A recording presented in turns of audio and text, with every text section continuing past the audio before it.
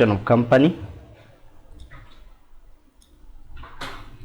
and the question reads, Dawa Limited provided the following income statement for the year ended that 1st December 2016.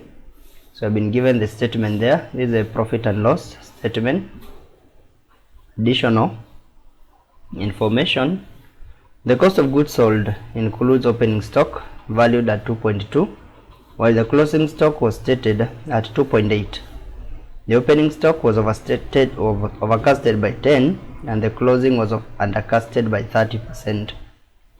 Legal expense comprised acquisition of bank loan 90, settling customer dispute 42, then you had preparation of a memorandum of association, then liquidation cost, patent rights, notice to defaulting debtors, then the general expense comprised purchase of processing machinery, purchase factory building, provision for corporate tax, purchase of furniture, director's allowance, VAT appeal, credit note received, delivery van, and debenture interest.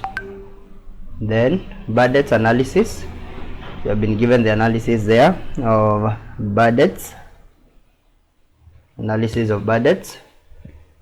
Then staff costs have been given there, includes the development costs 96, staff welfare 200, pension contribution 1480, and personal computer of 360. Then you are told advertising includes neon sign of 129, depreciation of delivery van 24, so it should be 24,000. There was an omission of a zero there. 24,000,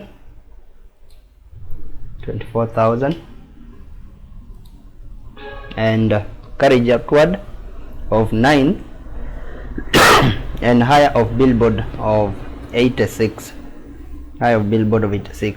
and we need to create a statement of adjusted taxable profit and corporate tax payable, if any, by Dawa Limited.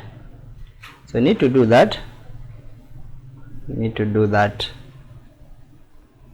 So this one is for company, and there is no much difference apart from the taxation. When you do look at company and when you look at the partnership, the key thing is to know how to deal with allowable and non-allowable deduction, and again the incomes which are taxable. And I think I had shared that note for allowable and disallowable, and the taxation of business income, the incomes that are taxable and the incomes that are not taxable.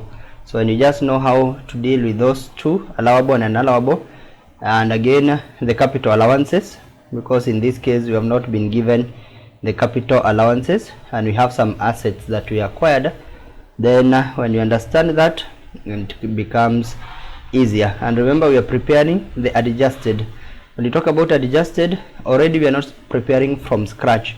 They had already prepared the statement and they got a net profit of 75.21. So this is a profit that we need to adjust. Adjustment means there are some items that were deducted and they were not supposed to be deducted, and there are some incomes that were treated as if they were incomes, but they were not supposed to be treated that way. That's why now we are doing the adjustment, so that the income to add or the incomes to deduct, we shall deduct them. Expenses that were not non-business or non-allowable, we shall be able to add them. back. So I'll prepare it here.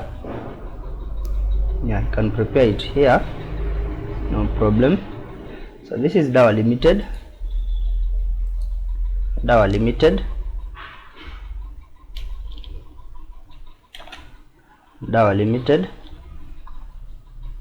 Statement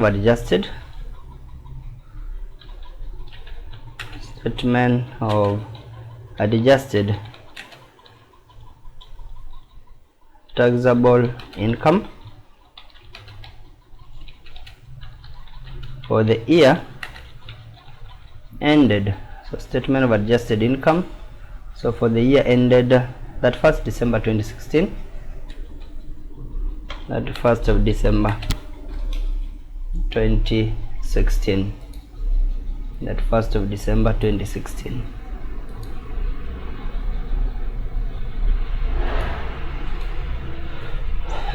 Yeah, that way. And we are dealing with shillings in thousand. Shillings in thousand.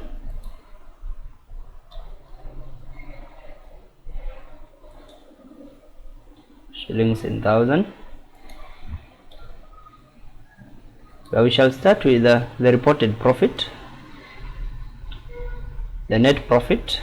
Remember, we have said we are adjusting.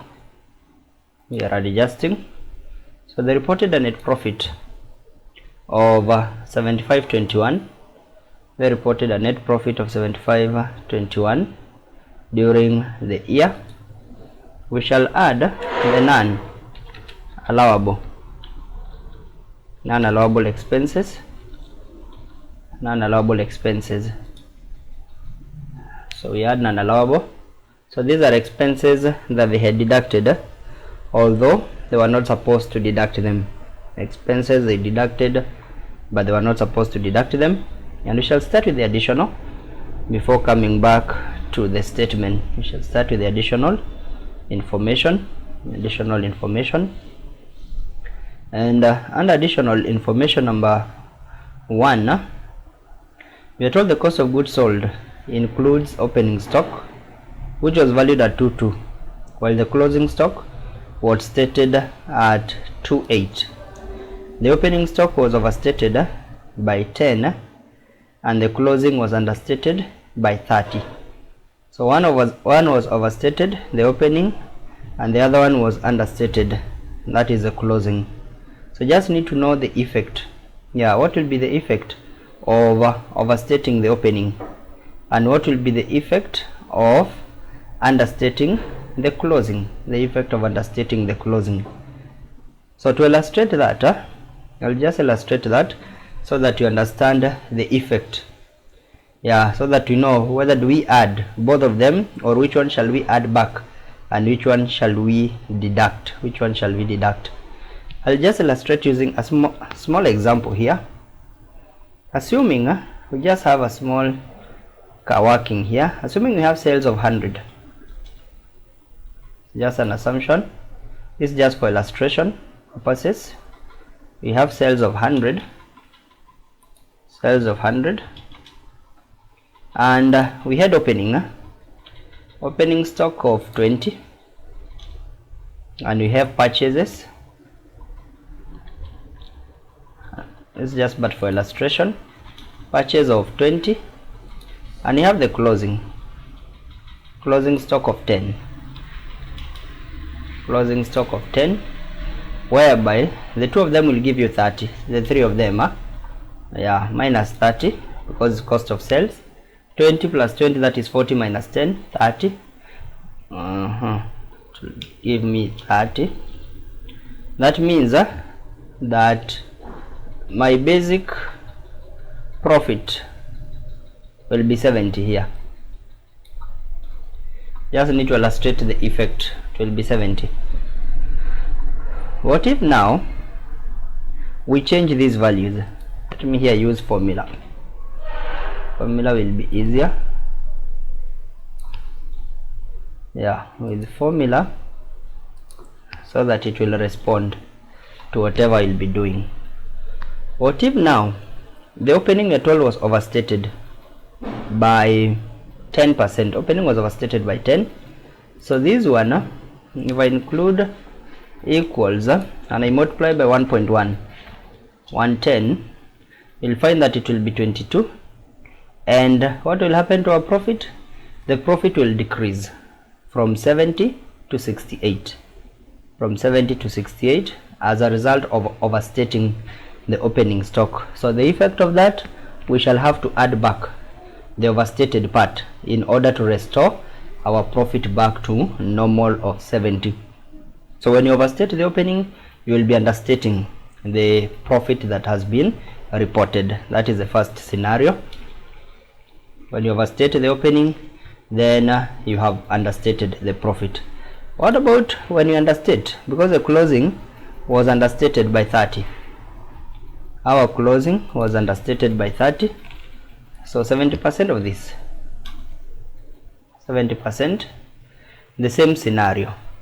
When you understate the closing, you can see our profit becomes 67. So overstating the opening, you will understate the profit. Understating the closing, still the same, you will have understated the profit for that particular year. So both of them should be added back. Both of them should be added back. So understated, overstated opening, overstated opening stock, opening stock. So just need the proportion, the proportion that was overstated, only the proportion that was overstated. Remember our opening in note 1, your total opening was 22 and 22 was overstated by 10. So this is 110%. What about 10%? So it will be 22. We multiply by 10 over 110 because we just need the part that was overstated. The part was that part that was overstated, 10 over 110, which will be 200. So opening was overstated by 200. Then we have understated, understated closing, closing inventory or closing stock, closing stock. For the closing, the value was 28 and 28 was understated by 30, meaning 28 is 70%. What about 30? So we shall take 30 over 70 because 28 has already been undercasted by 30. So 28 is 70%. What about 30? So we take 30 over 70 and you multiply by 28.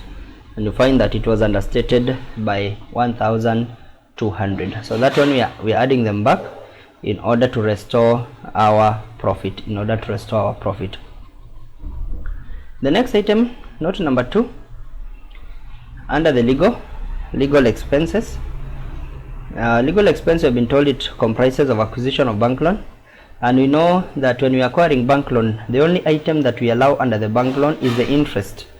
Only the interest on the loan. Any other cost in connection with the loan is not allowed apart from the interest on the loan. Settling customer dispute we allow, because the argument is if the dispute is regarding payment, when they pay you, the amount will be taxable. Preparation of memorandum is not. These are preliminary costs, they are not allowed. Liquidation again is not allowed.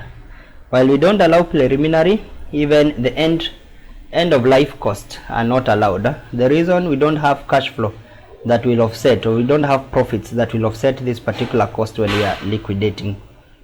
So legal cost for the patent is allowed, and even the notice to defaulting debtors is allowed, because defaulting debtors, we are giving them notice so that they can be able to pay us our money, and when they pay, the money will be taxed. The money will be taxed. So under note 2, we have said acquisition of bank loan, we shall disallow that. Acquisition of bank loan, where we had a value of 90. Value of 90, that's acquisition of bank loan. The other thing, settling, we have said we allow. Memorandum, we don't allow because they are preliminary. Memorandum and articles, these are preliminary cost of 260. And the liquidation, you have said we don't have any cash flow or any profits that we shall use to offset this cost, and therefore they will be treated the same treatment we treat the preliminary, because the business is not operating. Then the end of life, again they are treated the same way. They are not allowed at the end. So number 1, we are done with it. Registration of patent right, we have said that one is allowed. That one is allowed.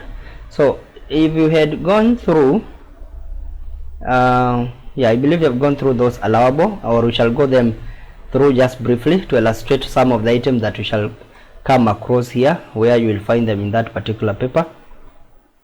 Under general expenses, general expense comprised purchase of processing machine, purchase of factory building. So the first two they are disallowed. These are capital in nature, and we don't allow capital expenditure in taxation. capital expenditure. So you shall take purchase of processing machinery, purchase of processing machinery, which is 800. Then we add purchase of factory building,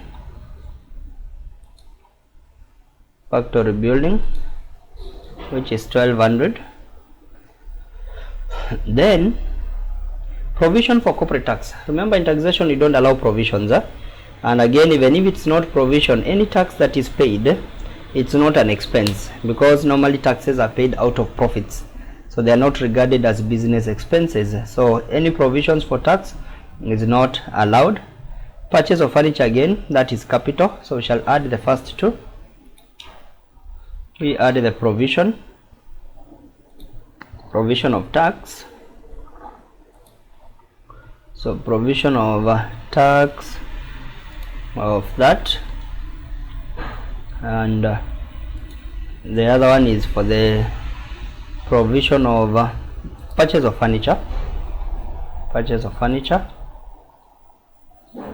and for the purchase of furniture, let me see, because they are neighbors, if I drag that, yeah, it will pick the value of 360 here.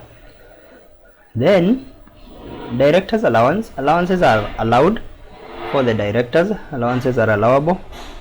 VAT appeal. Appeal is not. Yeah, VAT appeal is not allowed. Reason is that you will appeal if you did not have a self-assessment, or if you filed fraudulent returns. That's why you are given as an assessment by the commissioner. But if you follow the right procedures, you cannot incur the cost for appealing, because we deal with self-assessment. You assess yourself the right VAT position to pay, and you pay them on time, then you'll avoid the appeals.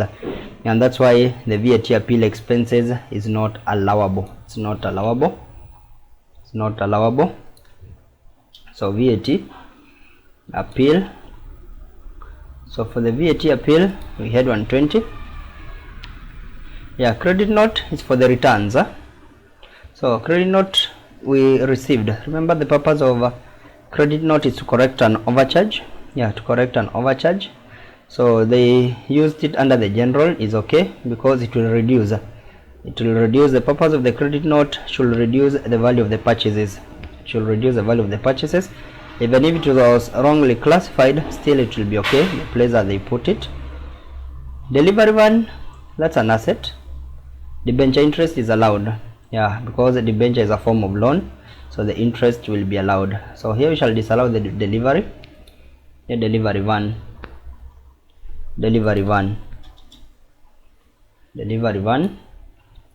and our delivery one is valued at 720.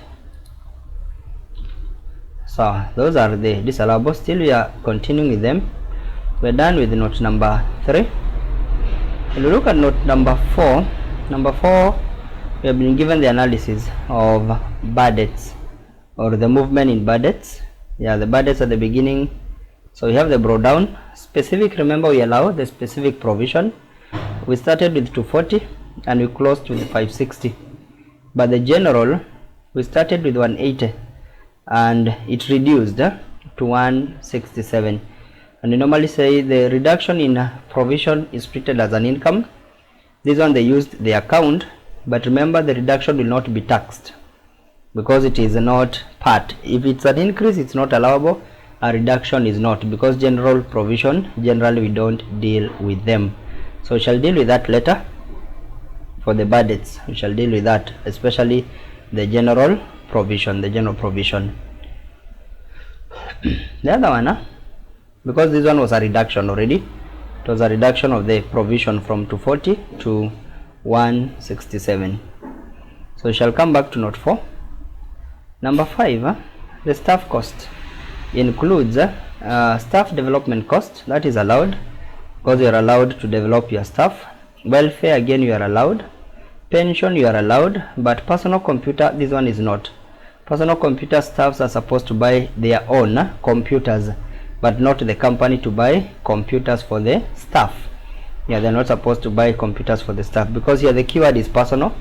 it's not the office computer, personal computers, so we shall add them back. Personal computer, personal computers of 360, personal computers of 360. Then number 6, advertising, include neon sign 129, depreciation of delivery van of 24, carriage outward of 9, and hire of billboard. So hire of billboard is allowed. Yeah, the previous question of partnership, I think we explained that. The only cost that is not allowed is the cost of putting up the billboard. That cost of coming up or putting up a new billboard is not allowed, but hiring a billboard is allowed to put your advert there. Carriage outward is allowed. Depreciation and neon sign is not. Neon sign is capital, we shall allow the wear and tear, but depreciation, we said instead of depreciation we allow the wear and tear. So we shall add back the neon sign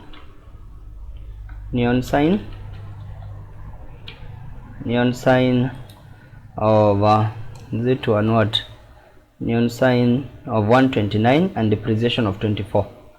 Neon sign of 129 and 24, depreciation of delivery, depreciation of van, depreciation of delivery van of 24,000. Remember, we are dealing with shillings in thousand. So we are done with those addition apart from note number 4 for the provision. We go back to the balances or our expenses. We see whether there are some of them that were not deducted. So general, we have considered that in note number 3, and impairment we don't allow. Impairment, amortizations are not allowed, yeah, because they are non-cash and they relate to the loss of value. And we don't allow that. We only allow the wear and tears or the capital allowances. Budgets, we have covered it in the additional number 4, which we have said we shall revisit. Then advertising we have covered in the last note. Donation to disaster fund is allowed, because that disaster fund is for charitable, yeah, it has the nature for charity because it's for disaster. Property tax, we have said about taxes. Any form of tax is not an expense. Any form of tax is not an expense. So the branch closure cost, we have said the liquidation, any end or at the start, end of business cost or the start of business cost, they are not allowed. There are no profits that will be used to offset those particular costs when you are closing the branch. Yeah, that one will not be allowed. And the other one, apart from branch closure, yeah, legal, we have covered it in note number 2, and staff costs already we have covered them. We have covered that. So those will be our all non-allowable expenses that we have. Non-allowable expenses. So we add the total because we are adding them back. That way. And I will add this, the two of them. I put the top border. Yeah, so that is our non-allowable expense, Then we go to the incomes. First we deal with the incomes and other incomes. First we shall less the non-taxable, the incomes that are not taxable, less non-taxable incomes, and under non-taxable, when we look at our incomes, other incomes that were added, we have the capital gain on sale of assets. So we are not in the business of selling assets, therefore the gain on sale of asset will not be taxable.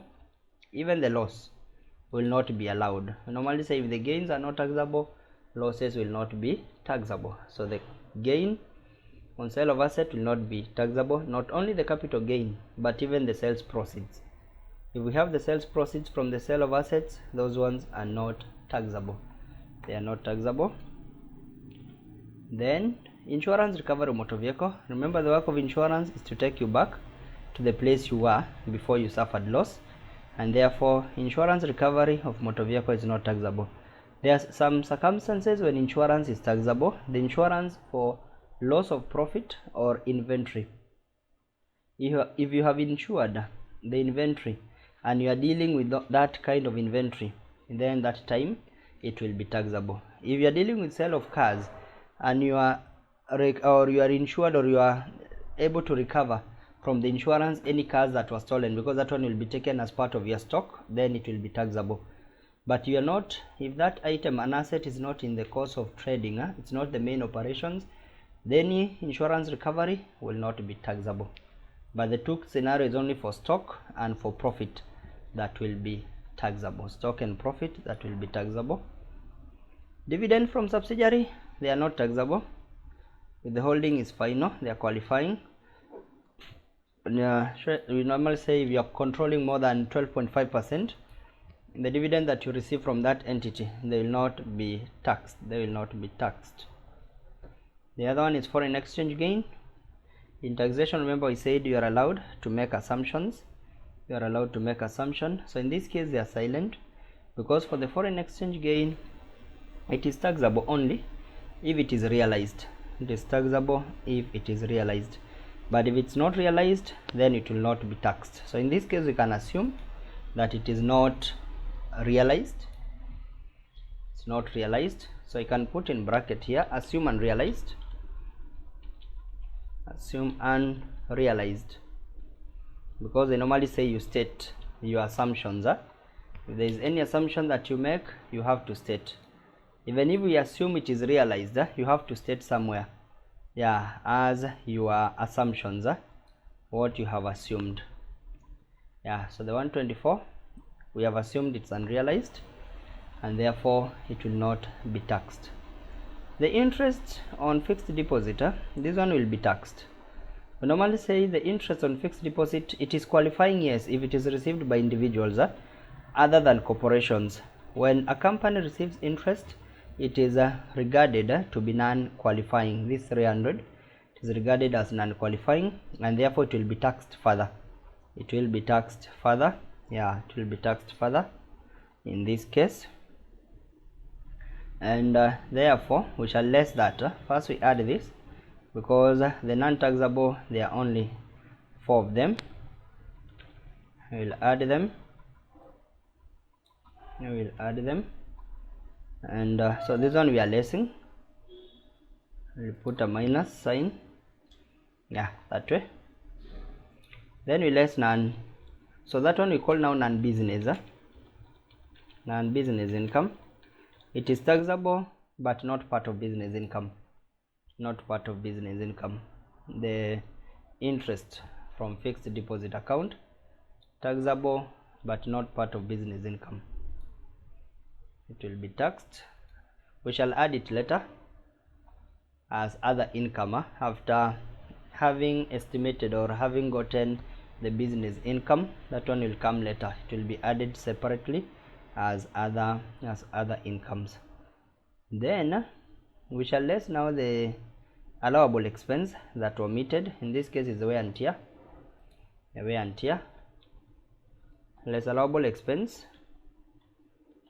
Allowable expenses omitted. We say omitted because they were not considered. They were not considered while the initial statement was being prepared. They were not considered when the initial statement was being prepared. So we shall less allowable expenses omitted. Allowable expense omitted. And in this case we shall less wear and tear. Wear and tear. Wear and tear allowance. The wear and tear allowance. Wear and tear allowance. And now wear and tear will be dealing with the assets that we have added back. The assets that we have added back. Those are the assets that we shall calculate the wear and tear on them. So I'll start with what we have added, or the one that was in note number 3. That's where we had majority of the asset, starting with processing machine. Processing machine, purchase of processing machine. So for machinery, it qualifies for what we call ID, investment deduction, and investment deduction currently is at the rate of 50% the first year of use. So I'll use the current rates because those are the rates that are currently in force. Initially it was 100% the ID, those that did tax kitambo 100, but currently the rates have changed. 50% for all investment deduction for the first year. Second and subsequent years, they are dealing with 25% of the residue. 25% of the residue. So in this case, we take 800 by 50%. The first year, 50% will be allowed. The same with the factory building, they qualify for ID. Factory building, still the same rate. The 50%. And the rates normally are given in the front page of the paper, but not all of them, not everything will be included there. Not everything will be included there. When we shall be dealing specifically with the capital allowance, we shall share that. Then the other thing under purchase, we had the purchase of furniture. Furniture is under wear and tear. So here I will change. Let me not use the word wear and tear because not all of them are wear and tear. Let me just call them investment allowance. Investment allowance,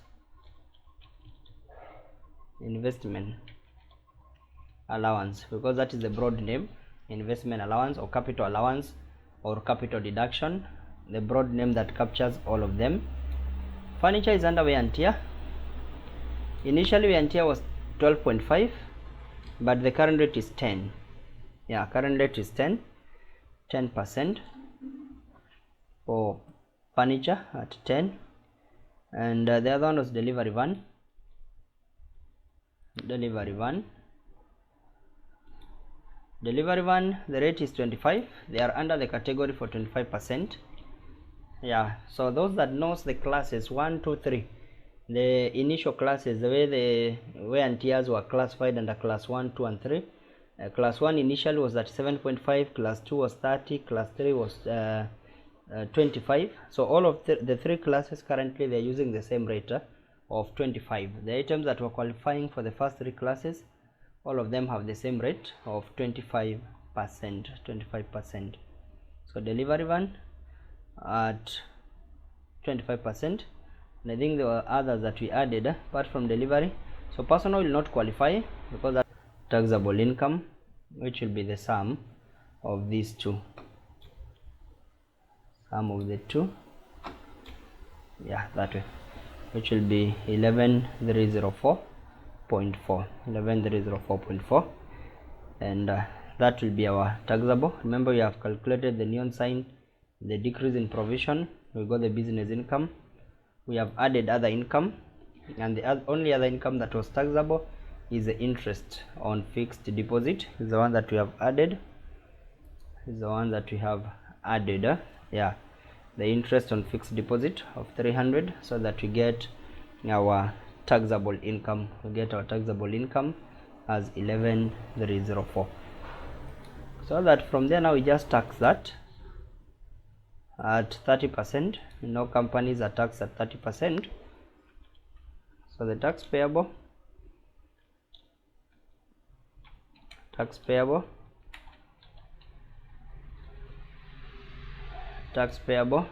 we shall take, so that it is shillings in thousand.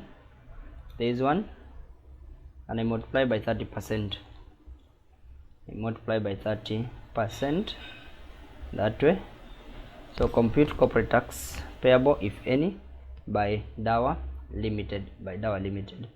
That way.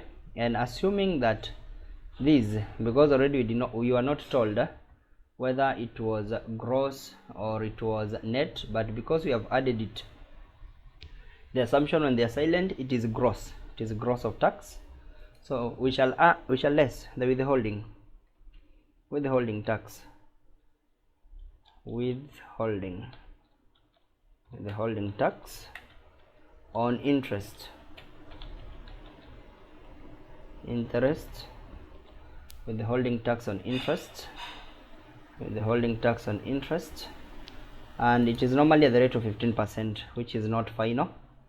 That's why it has been aggregated back. We have added them, and we now deduct to avoid double taxation. We shall less the withholding tax that is ideally supposed to be deducted from the interest. We'll get your net tax payable.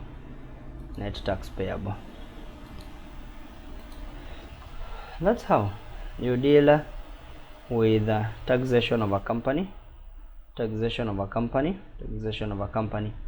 Yeah, net profit, you add non-allowable expenses, you less non-taxable incomes, and remember for the foreign we have assumed it is unrealized.